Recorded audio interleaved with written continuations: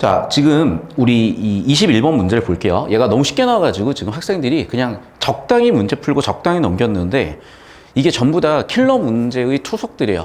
그래서 예를 들면 이런 거야. 자, 원래는 비평문이 있었죠. 비평문이라는 거는 뭐라 그랬어? 작품 감상의 준거라고 했잖아. 잠깐 배경 설명을 하면 우리가 어떤 해석을 한다 그랬을 때 그것이 맞고 틀리고에 대해서 그 누구도 결정적인 논리적인 단서를 줄 수는 없었어요. 그럼 어떻게 해석을 못하는 거지? 실제로 그래서 내재론으로만 해석을 해야 된다. 직유법, 은유법만 찾을 수가 있다. 이런 주장을 신비평적인 감상이라고 하고 그게 한 40년, 30년 전에 되게 주요한 학계 이론이어서 우리나라에서 한 20년 전에 되게 중요하게 쓰였던 게 사실이야. 그래서 수능에서도 그게 일부 영향을 받아가지고 한 15년 전 수능까지는 그렇게 좀 나왔었어요. 일부. 그런데 이제 그거에 대해서 어마어마하게 반대 여론이 생긴 거고 학계의 주도는 그렇게 가질 않아요.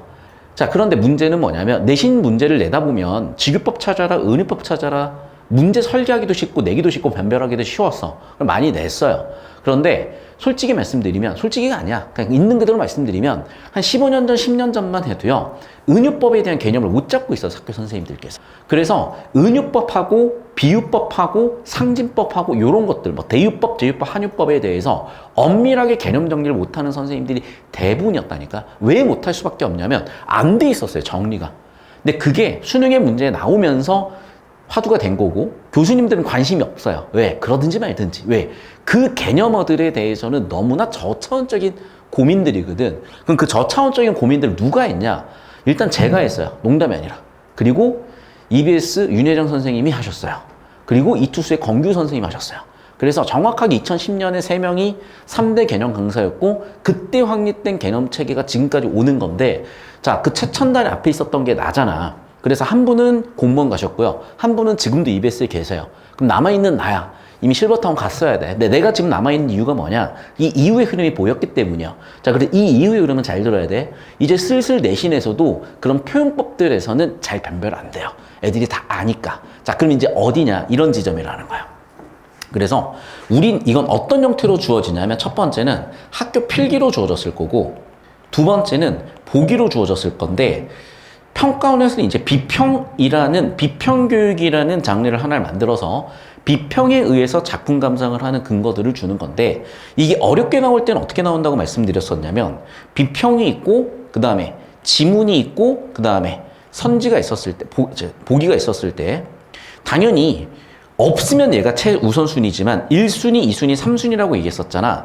그래서 비평에 있는데 지문 내용과 다르면 비평이 정답이고 지문에 있는데 보기 없으면 지문이 정답이라고 말씀드렸어요. 그래서 항상 작품 적용에 우선 준 건 이걸 가져가셔야 되고 자, 그러면 이제 첫 번째는 작품 감상의 준거 역할을 하는 거고 두 번째는 뭐냐면 우리가 결국 읽어낸다는 건 알고 있는 지식을 그냥 불러오는 것 정도야, 사실은. 거기에 새로운 정보 덧붙이는 거 거의 별로 없어요. 그럼 결국에는 무슨 얘기냐면 이미 알고 있는 것에 대한 기본 세팅을 하고 가야 되는 거거든. 그 기본 세팅에 대한 얘기예요. 그래서 앞으로 이렇게 다양한 형태를 내서 너희를 당황시킬게 라고 해본 건데 시도는 실패했죠. 이유는 왜 그러냐면 워낙 요즘 사설 모의고사도 잘 나와 있고 학생들이 이런 버라이어티는 대응을 한단 말이야. 그래서 변별력은 없었지만 이미 평가원에서 이 정도 냈을 때 이 정도 정답률이 나왔단 말이야. 오케이. 이번에는 어렵게 낼 땐 이렇게 내볼게라고 꼬아볼게라고 준비를 하고 있는 거야. 그래서 이제 하나씩 좀 설명을 드리자면 이제 이런 겁니다. 앞쪽 내용은 전혀 중요할 게 없는데 이제 이런 게 중요한 거야. 첫 번째, 총 8회다.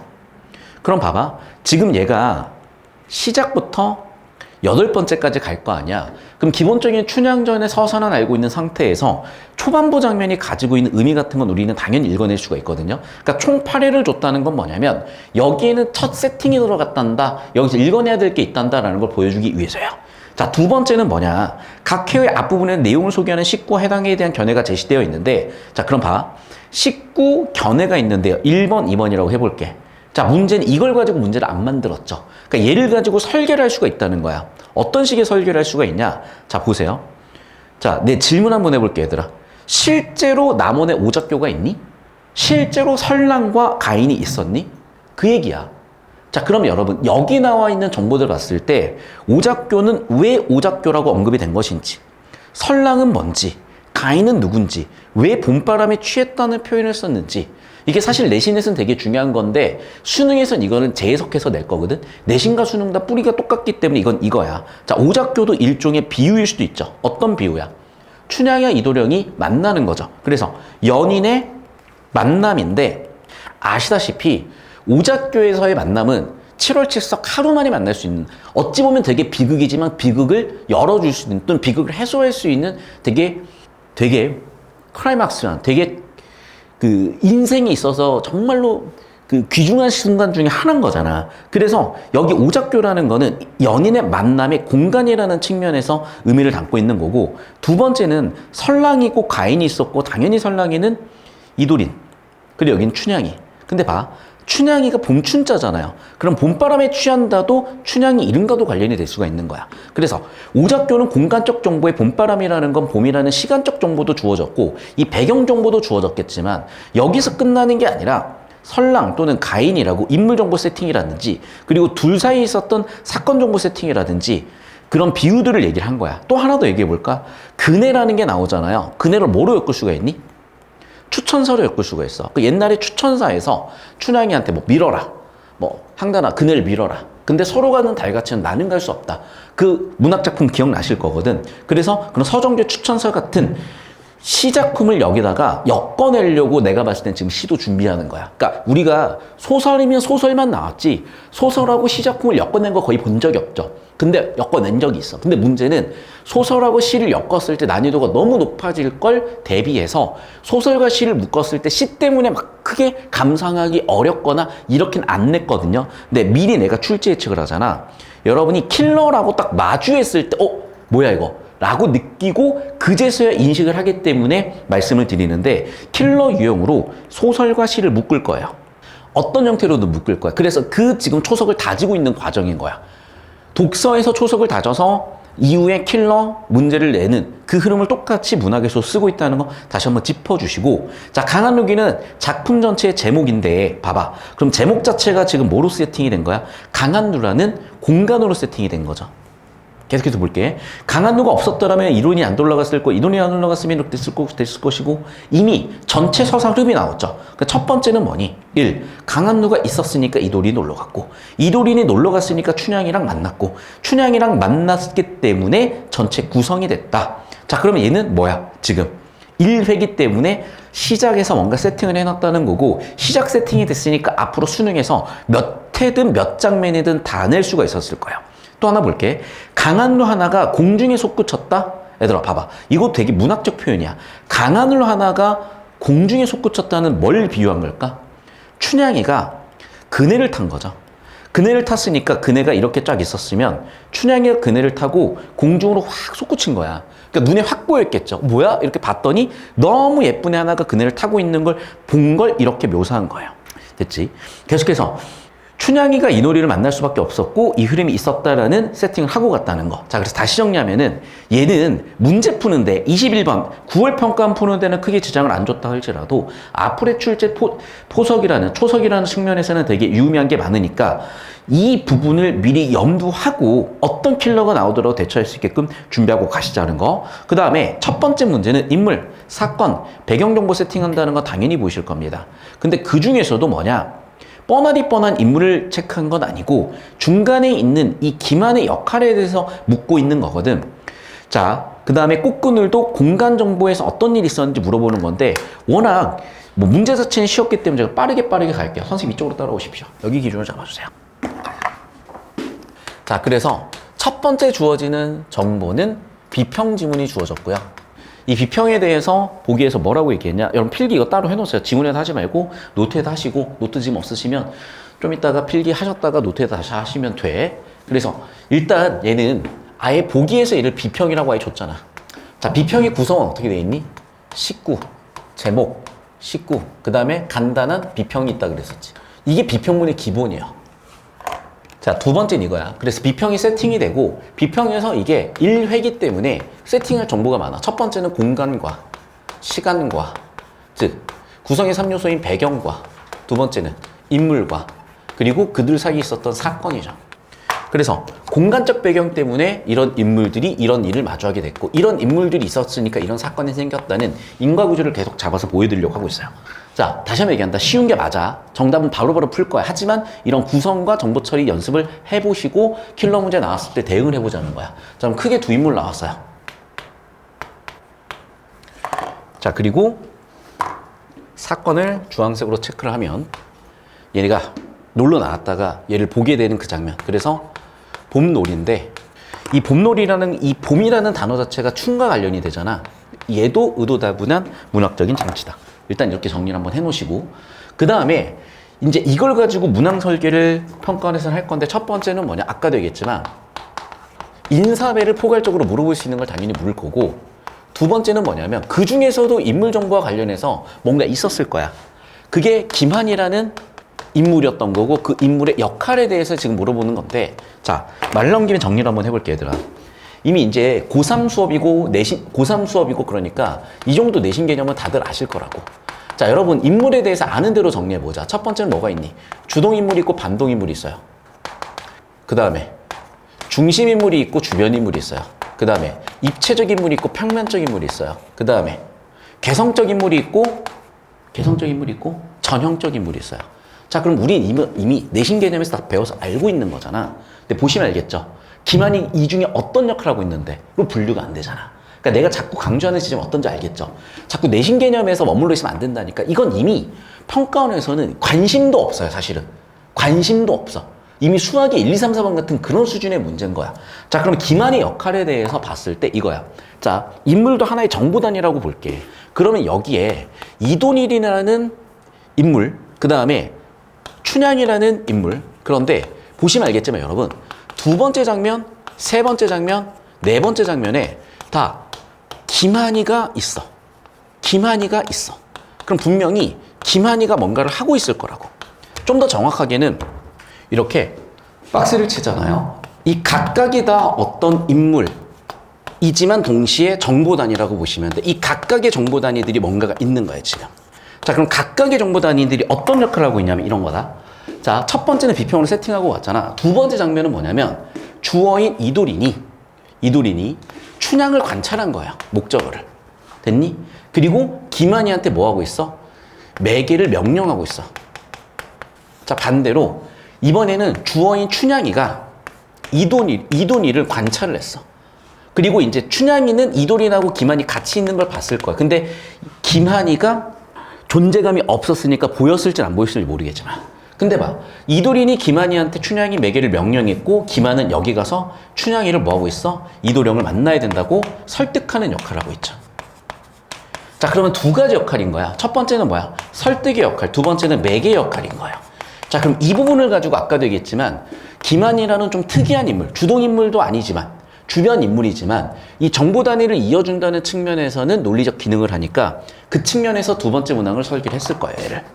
자, 그리고 이제 세 번째 문항인데 세 번째 문항, 제가 순서를 좀 바꿔서 얘기한 거고 자, 그 다음에 이제 세 번째 문항은 이 모든 것들이 일어나는 이제 공간에 대해서 얘기하고 싶었던 건데 그 중에 특히 이 샵3 장면에 대해서 설명을 하고 싶었던 거죠.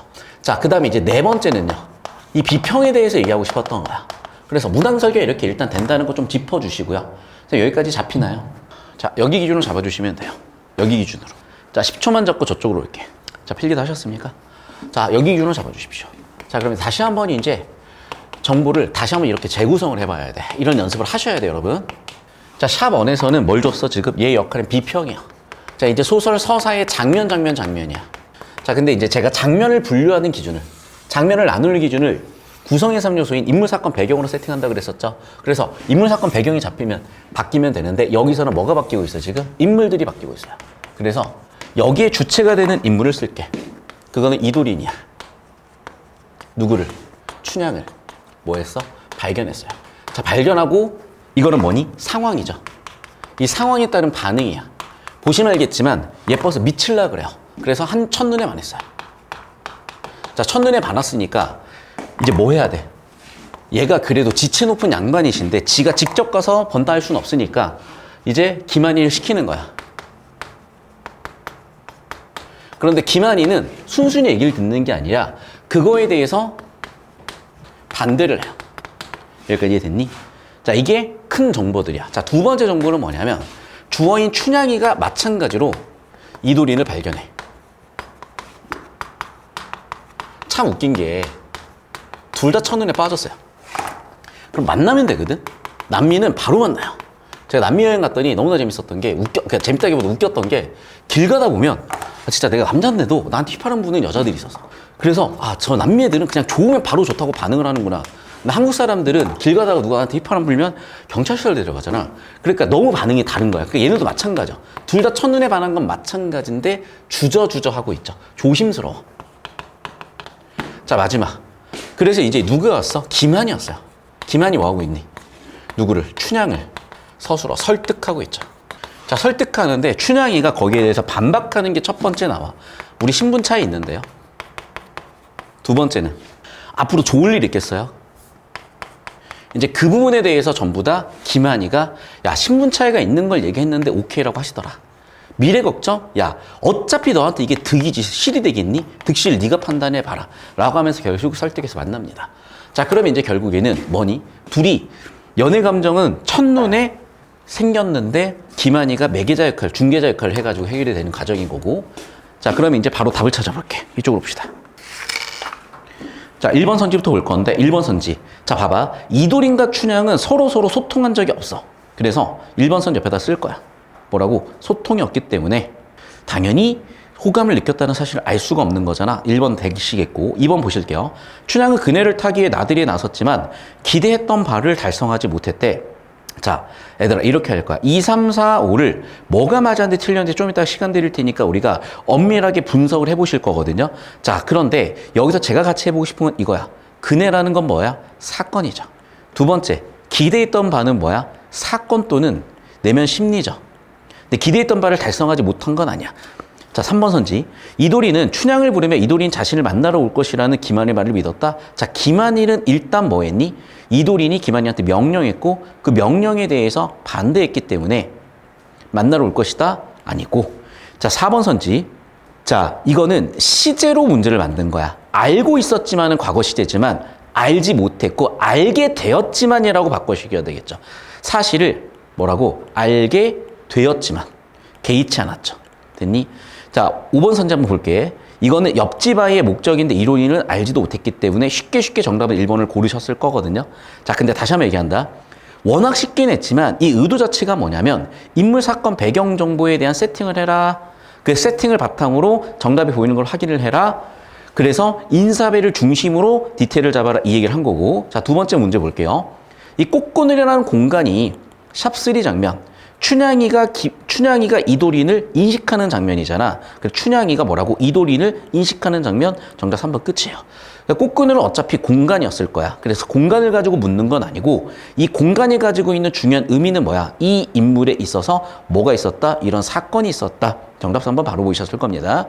자, 그 다음에 20번. 그럼 중간에 있는 김한의 역할은 뭐냐는 거야. 일단 샵2에서는 이도린에 대해서 반대를 설득하고요. 반대로 샵3 넘어서 샵4에서는 춘향이를 설득하고 있어요. 그럼 얘의 가장 큰 역할은 뭐예요, 결국에는? 이도린의 명령에 따라서 춘향을 설득하러 갔으니까 매개자의 역할인 거죠. 정답은 5번 되시겠고, 그냥 문제를 설계한 게 아니라 4번, 5번이 똑같죠? 방해자가 아니라 매개자로 가야 된다는 거. 됐죠? 나머지도 보시면 알겠지만 뭐 1번 선지 같은 거를 내버리니까 내가 환장하겠다니까. 이거는 뭐 무슨 초등학생들 문제한테 물어보는 것도 아니고 지금 이도린이 눈앞에 보이는 것이 금가옥이 아니라고 알려주겠어요? 개떡 같은 선지를 내놔가지고 뭐 지금 초등학생들 문제를 내놨나 싶어서 제가 문제를 보면서도 참 아쉬움이 많은 부분인데 이렇게까지 쉽게 낼 필요는 없었어요. 자, 1번 선지 볼게. A에서는 식구를 활용해서 봄바람과 버드나무 언덕이 어우러진 봄날의 분위기다. 해당의 배경을 드러내고 있다. 다른 데도 현관패 칠 게 아니야. 배경 제시야. 어떤 배경이야? 공간적 배경이야. 그러면 1번 선지는 어떤 얘기겠어? 시간적 배경이겠죠. 그러니까 1, 2번 선지가 그냥 세팅된 게 아니라 시간적 배경과 공간적 배경을 세팅했다는 겁니다. 자, 3번 선지 볼게. 두 인물이 만나게 되는 계기를 서술해서 서사, 전개, 개연성을 보여주고 있다고 했었는데 봐. 두 인물이 만나게 되는 계기를 서술했다. 즉, 계기라는 건 원인이죠. 원인은 뭐야? 광한루야. 그러니까 광한루에서 모든 사건이 시작을 했다는 거잖아. 그래서 광한루에서 모든 사건이 시작이 돼서 이후에 서사가 전개가 됐기 때문에 이 구조를 보라는 거고. 4번 선지. 기억은 인물의 말에 대한 평을 통하여 독자에게 이로인의 반응이 당연하다는 점을 강조해서 보여주고 있다. 5번 선지. 독자에게 작품의 감상법을 다양하게 봐봐. 감상법을 설명하는 건 아니니까 당연히 여러분은 4번 5번이 틀렸다는 게 너무 쉽게 보이셨을 거지만, 자, 제가 하고 싶은 얘기는 이겁니다. 이 문제의 정답을 고르는 게 중요한 게 아니라 뭐였다? 이게 앞으로 어떤 식으로 문제가 출제될지를 보여주는 초석이고 유형의 세팅이니까 이 연습을 좀 잘 해보셔야 되겠고, 이거를 요즘 사설 모의고사는 좀 잘 살리더라고요. 그래서 제가 지금 고3 파이널에서는 사설 모의고사 살려서 가고 있거든. 그럼 차차 우리 이반은 지금 고2 학생들을 대상으로 한 해설 강의지만, 여러분 고3 되셨을 때는 이거를 재해석하는 문제들도 수능까지 염두하신다면 내가 준비해서 가야 되고 어떻게 가야 되는지 방법까지 설명드렸습니다. 자, 지금 이 문제는 크게 이슈는 없었어요. 근데 이후 지문들에서 이슈가 있는 게 꽤 많으니까 집중해서 보시면 좋겠습니다.